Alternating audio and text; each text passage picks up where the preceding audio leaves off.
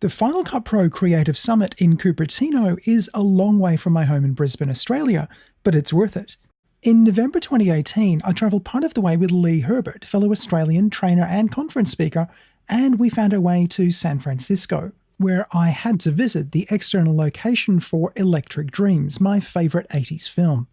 While in the hotel room, Final Cut 10.4.4 was released, and I ended up on a live video chat with the nice people at Get a Grip, who sadly couldn't make it to the conference this year. I've also written an article about this release for Mac Pro Video, if you want more details.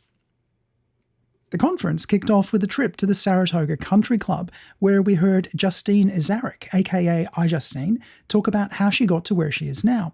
Yeah, and that for me was life-changing. I saved up all of my money that I was supposed to buy a car with when I turned 16, and a computer, and I also made my mom take it into my senior portrait studio, my senior pictures.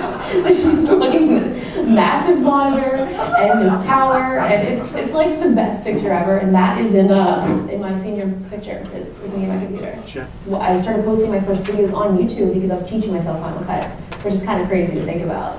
But yeah, this is one of my timelines. There's a lot of things happening. I don't know if it's the right way. I don't know if it's the wrong way, but I think I'm approaching 1 billion views on YouTube. Weird flex, but okay. At 1 billion views, maybe you're doing it the right way. We went to Apple Park for a look around their visitor centre and then to Town Hall at Apple's Infinite Loop campus, where we got an official introduction to the new Final Cut from the Apple team and from Emery Wells of Frame.io. Then there was a demo session where we got to have a closer look. So I'm just doing some video. It's like, video, yeah. Oh, it's video. This video. That night, there was the expo where we could talk to a heap more sponsors and ask them all kinds of questions. The next 2 days were more about the sessions. Besides my own talks on how to deliver work in different aspect ratios and how to think in behaviours in motion, there were many, many talks. Storm Smith spoke on how to create dynamic subtitles for deaf audiences.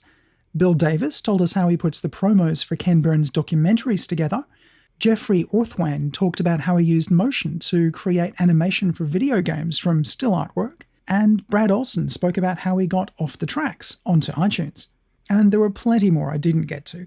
With 3 streams going on at once, you'll miss quite a few. As well as the presentations, there was a quiz night in the bar where our team, the Bad Behaviours, sadly did not know enough about Apple trivia to be victorious.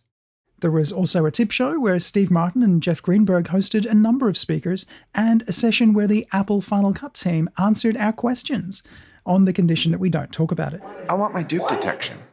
Roger from Coremelt and the team from Intelligent Assistance, Good morning, lumberjacks. How are you? had a couple of iMacs in the main corridor for demos, which were popular.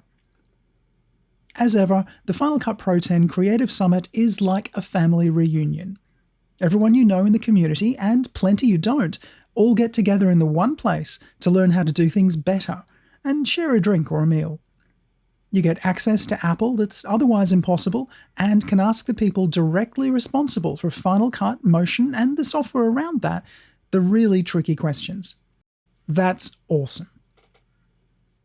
I look forward to returning later this year, and if you're into Final Cut, it's a really great conference.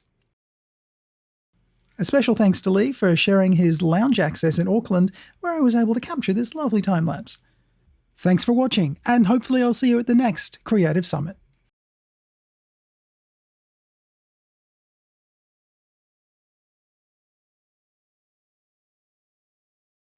I want my dupe detection.